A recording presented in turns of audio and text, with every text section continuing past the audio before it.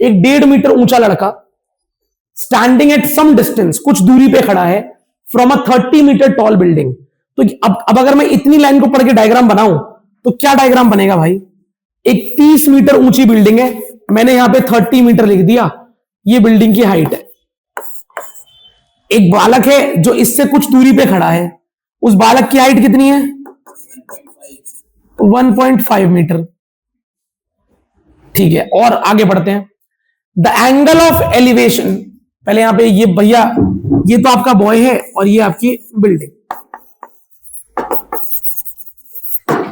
The angle of elevation from his eyes to the top of the building increases from 30 to 60 degree as he walks towards the building. पहले बताओ किस चीज की बात कर रहा है? एंगल ऑफ, कहां से लिया गया एंगल ऑफ एलिवेशन? बॉय की आंखों से। तो बॉय, लड़का, लड़के की आंखों से एंगल ऑफ एलिवेशन, किस चीज का एंगल ऑफ एलिवेशन है? Angle of elevation from his eyes to the building की टॉप। बिल्डिंग के टॉप को देख रहा है बालक, ऐसे बिल्डिंग को देख रहा है ऊपर, और एंगल ऑफ एलिवेशन कितना है अभी? 30। अभी कितना है? बोल रहा है जब लड़का चलता है, जब लड़का चलता है बिल्डिंग की तरफ, क्या लिखा है? Walks towards the, when the boy walks towards the building, चला चला चला चला चला यहां तक आया, तो जब वो बिल्डिंग की तरफ चलता है तो angle of elevation increases from 30 degree to, वो बिल्डिंग की छत को देखते हुए चल रहा था। अब सोचो ये इस दीवार का टॉप है, मैं इसको देखते हुए आगे बढ़ूं, तुम्हें लगता मैं जब आगे जाऊंगा मुझे दीवार को देखने मुंडी ऊपर करनी पड़ेगी? मैं और आगे जाऊंगा मुंडी और ऊपर करनी पड़ेगी? नहीं आया। तो जब आप आगे जाओगे तो आपको एलिवेशन का एंगल थोड़ा थोड़ा बढ़ाना पड़ेगा। भाई वो कह रहा है कि एंगल ऑफ एलिवेशन 30 डिग्री से कितना हो गया? जब वो बिल्डिंग की तरफ चल के जा रहा था, तो मैंने लड़के को चलाया, यहां से यहां तक चला के मूव कराया, और फिर एंगल ऑफ एलिवेशन मार्क किया कि पहले जब ये लड़का बिल्डिंग के टॉप को देख रहा था तो एंगल कितना था? 30। फिर जब लड़का चला towards the building, angle of elevation increases from 30 to, और चलने के बाद एंगल ऑफ एलिवेशन बढ़कर कितना हो गया? 60। लड़के की आंखों से बिल्डिंग तक का एंगल ऑफ एलिवेशन पहले 30 था, फिर 60 हो गया। अब मेन बात यह है, डायग्राम को रटते हो या डायग्राम को समझते हो, इसके अलावा कोई मेन बात नहीं है। अब बताओ लड़का कहां था? पहले यहां था, फिर यहां से चल के कहां पे आया? यहां पे आया। जब वो चल के आया बिल्डिंग की तरफ तो एंगल ऑफ एलिवेशन इंक्रीजेस, उसकी आंखों से बिल्डिंग की टॉप को वो देख रहा था। पहले एलिवेशन 30 था, बाद में एलिवेशन हो गया 60। आपको डायग्राम समझ में आया? तो ये डायग्राम बन गया आपका, सही है। अब निकालना क्या है? Find the distance he walk towards the building. वो बिल्डिंग की तरफ कितना चला? अब यहां था पहले, यहां से चल चल के यहां तक आया है, तो कितना चला है? इसे x मान ले। अरे बोलो।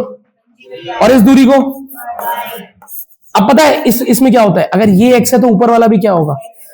भैया हमने ऊपर वाला क्यों क्यों क्यों क्यों कंसिडर किया? ये x था, वो x क्यों बनाया? क्यों? जरूरत क्या है? बालक ट्राइंगल ऊपर है, ट्राइंगल तो ऊपर है ना, ये x है तो वो x बताना पड़ेगा क्योंकि वहां x की जरूरत है। अच्छा ये y है तो ये भी क्या होगा?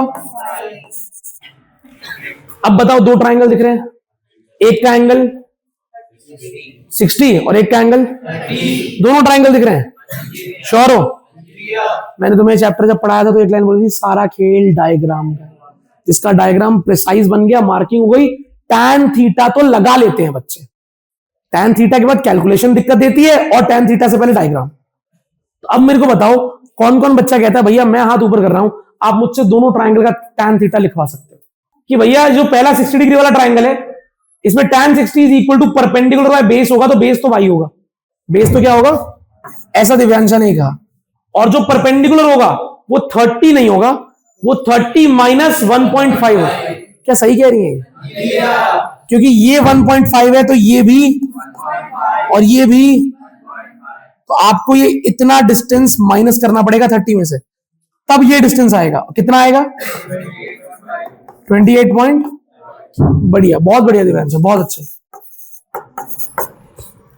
तो ये पहली इक्वेशन दिव्यांश ने बनवा दी।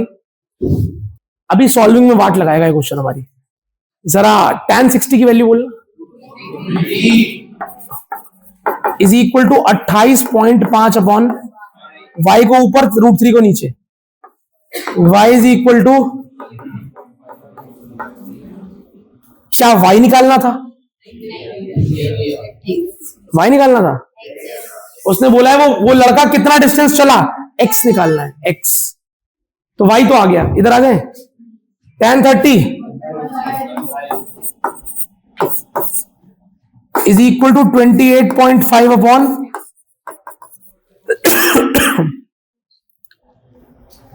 क्या करेंगे?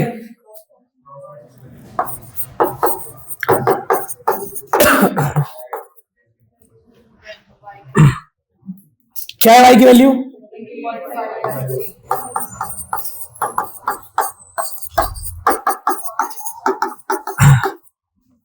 करके दिखाओ चलो, x क्या आता है?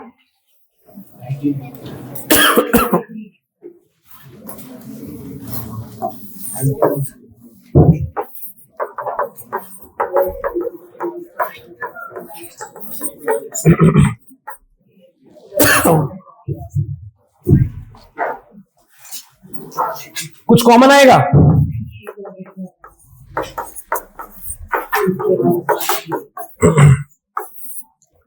एलसीएम लो, सॉल्व करो। तो y की वैल्यू पुट कर दिया 28.5 बाय √3। इसे उधर ले गए, माइनस में हो जाएगी वैल्यू, ये रहा 28.5 कॉमन ले लिया।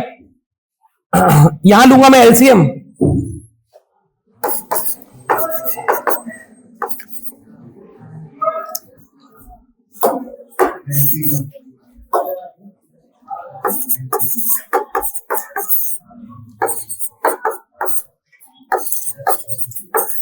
√3 इंटू √3 करूंगा ना, 3 हो जाएगा।